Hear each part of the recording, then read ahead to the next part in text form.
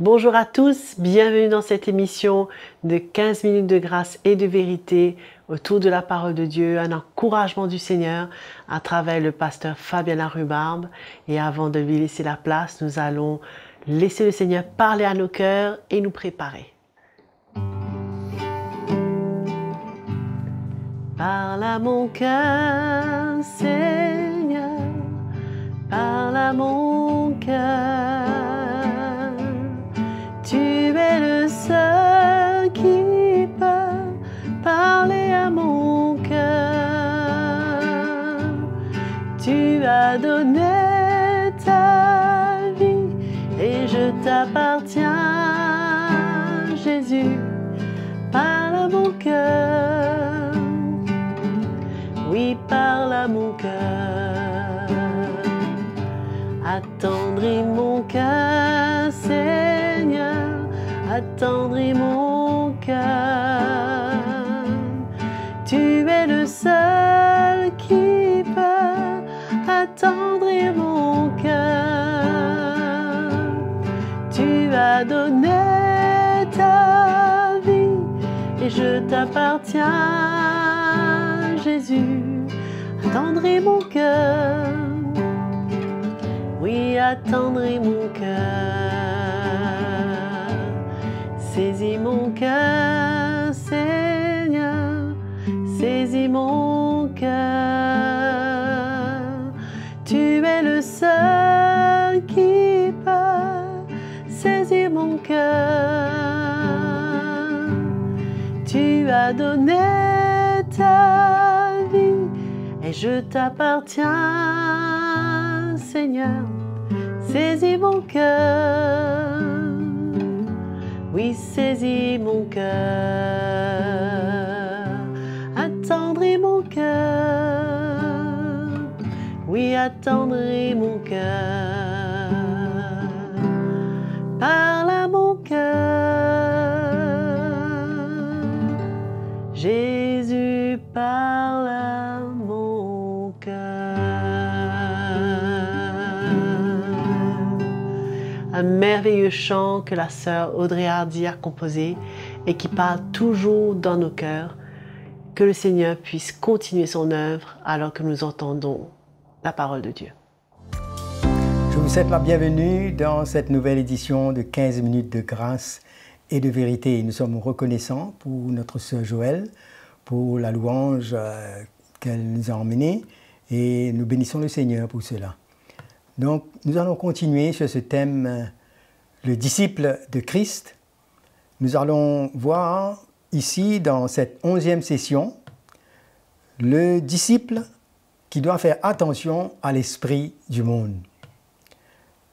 En tant que disciple du Seigneur, nous sommes parmi ce monde, mais nous sommes entourés de beaucoup d'influences, de dangers concernant notre marche spirituelle.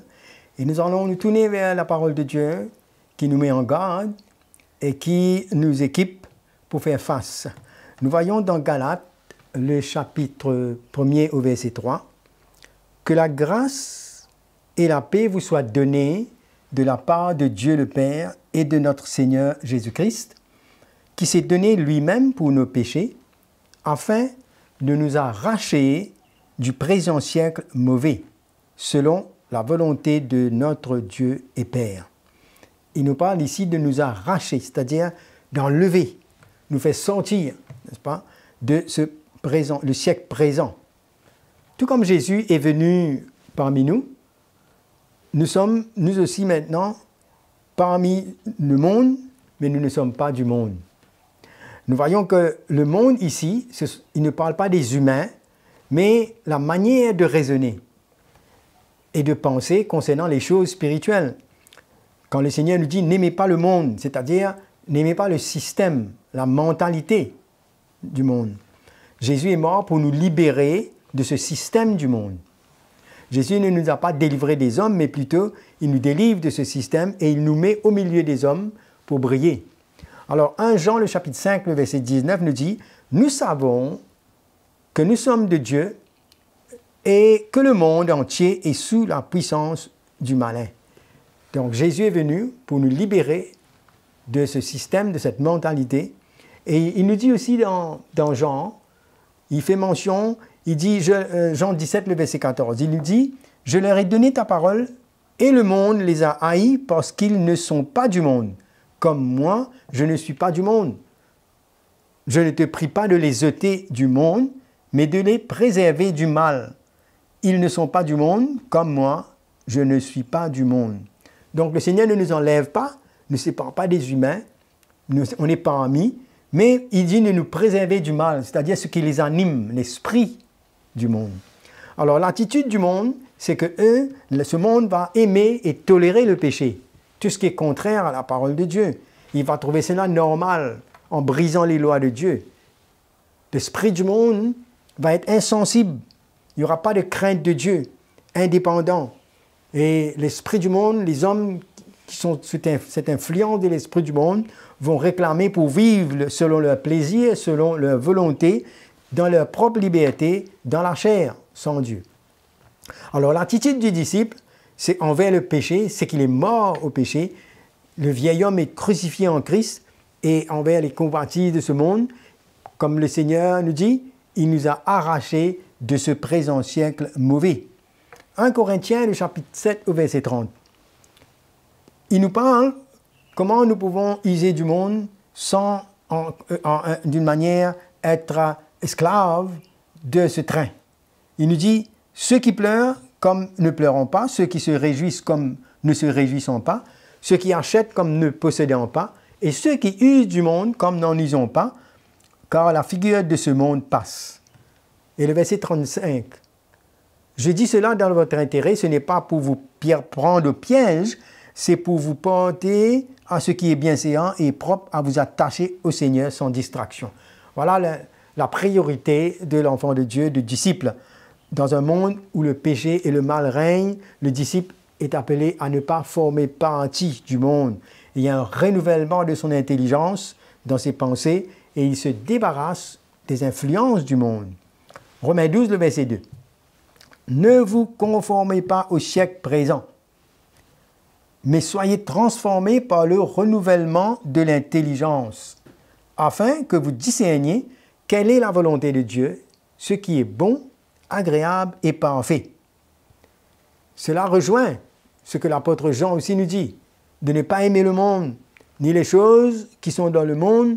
Si quelqu'un aime le monde, l'amour du Père n'est point en lui. Parce que là, il va nous montrer l'esprit qui règne dans ce monde. Si vous voyez avec moi dans 1 Jean, le chapitre 2, au verset 16. Car tout ce qui est dans le monde, la convoitise de la chair, la convoitise des yeux et l'orgueil de la vie, ne vient point du Père, mais vient du monde. Et le monde passe et sa convoitise aussi, mais celui qui fait la volonté de Dieu demeure éternellement. Donc nous voyons là l'esprit du monde, la mentalité, ce qui les anime.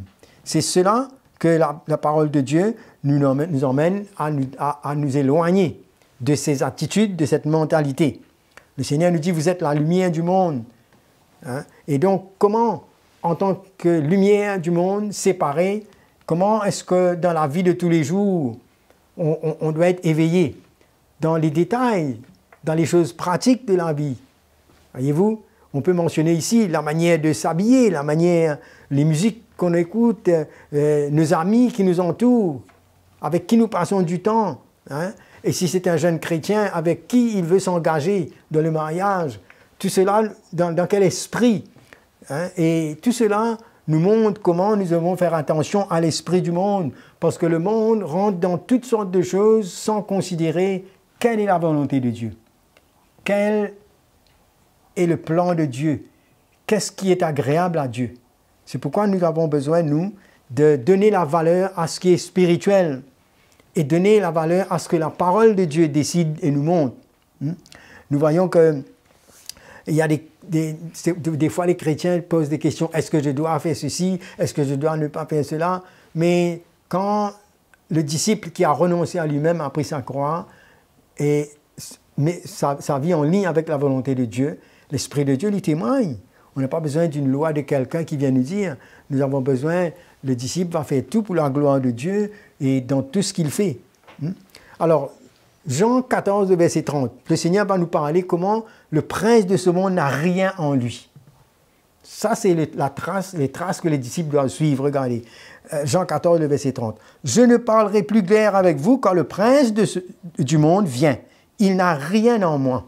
Mais afin que le monde sache que j'aime le Père et que j'agis selon l'ordre que le Père m'a donné, lèvez-vous, partons d'ici. » Le prince de ce monde, c'est-à-dire le diable qui contrôle et règne dans ce monde et son système. C'est un monde de péché, de rébellion et de compromis. Le chrétien est appelé à ne pas ignorer son plan. C'est la manière qu'il opère. Il opère par l'esprit du monde. Et lui, il est contraire à Dieu dans le mensonge et il va essayer, il a déjà sous son règne, sa domination, ceux qui ne connaissent pas le Seigneur. Et maintenant, envers ceux qui ont fait engagement avec le Seigneur, il a un but. Il se sert de l'esprit du monde, de toutes ses attirances, de tous ses mensonges, pour emmener les chrétiens à se séparer, à s'affaiblir. C'est pourquoi le chrétien doit être vigilant. Jean, le chapitre 16, verset 33. « Je vous ai dit ces choses afin que vous ayez la paix en moi. Vous aurez des tribulations dans le monde, mais prenez courage, j'ai vaincu le monde. » Les tribulations, cela vient à cause de notre style de vie, à notre manière de penser contraire au monde. Cela emmène la persécution, cela emmène l'opposition.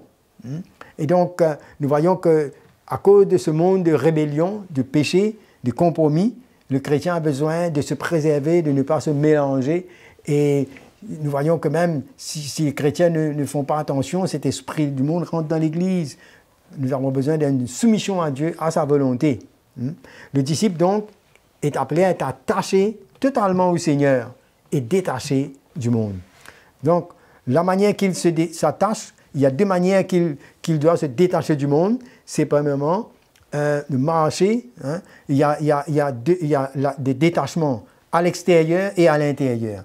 À l'extérieur, il va être persécuté, mais à l'intérieur, il y a cette chair qui a besoin de mourir. Donc, on a besoin de rester sur ce chemin et d'être vigilant, de faire attention à l'esprit du monde. Et nous ne pouvons pas nous attacher totalement à Dieu que dans la mesure où nous nous détachons aussi du monde. On ne peut pas marcher, on ne peut pas servir deux maîtres à la fois. Donc, c'est pourquoi le Seigneur nous dit « N'aimez pas le monde », c'est-à-dire le système, ce qui règne dans ce monde. Nous voyons que quand Jésus est venu, il a dû faire face à l'ennemi. L'ennemi lui a dit, dans Matthieu le chapitre 4, verset 8, pour terminer, je vais lire ce verset, « Le diable le transporta encore sur une montagne très élevée, lui montra tous les royaumes du monde et leur gloire. Et il lui dit, je te donnerai toutes ces choses si tu te prosternes et m'adores. » Au verset 10, Jésus lui dit, « Retiens-toi, Satan, quand il est écrit, tu adoreras le Seigneur ton Dieu et tu le serviras lui seul. » Donc il y a un prix à payer, mais il y a aussi une grande récompense. Quand on discerne quelle est la volonté de Dieu, ce qui est bon, ce qui est agréable, et que dans notre choix, on se sépare, on reconnaît que nous ne sommes pas appelés à vivre selon l'esprit de ce monde. Voilà en quelques mots comment le disciple est appelé à être vigilant, à faire attention à l'esprit du monde, des compromis, la mentalité qui règne, et alors le chrétien, dans tout son comportement, dans ses communications, dans ses relations, dans la manière qu'il se présente, montrera comme un disciple et pourra arriver à ce point, avec la grâce de Dieu, dire, comme Jésus, le prince de ce monde n'a rien en moi. L'esprit du monde n'a rien en nous. Nous sommes appelés à marcher entièrement pour la gloire du Seigneur. Voilà, je termine ici. Que le Seigneur puisse nous encourager à être vigilants et à persévérer jusqu'au bout pour accomplir son plan et sa volonté. Que le Seigneur vous bénisse. Je vous retrouve pour la prochaine fois. Nous avons été vraiment bénis par cette parole du Seigneur apportée par le pasteur Fabien Larrubarbe dans le programme de 15 minutes de grâce et de vérité que nous écoutons tous les jours. Et vous êtes de plus en plus nombreux à nous joindre dans cette émission et c'est merveilleux. Donc nous vous encourageons à vous abonner à notre chaîne YouTube CTMI afin d'accéder à tous ces messages. Et si vous avez des questions ou vous avez des commentaires ou même un témoignage à nous donner, envoyez-les sur l'adresse qui est affichée à l'écran. Que le Seigneur vous bénisse.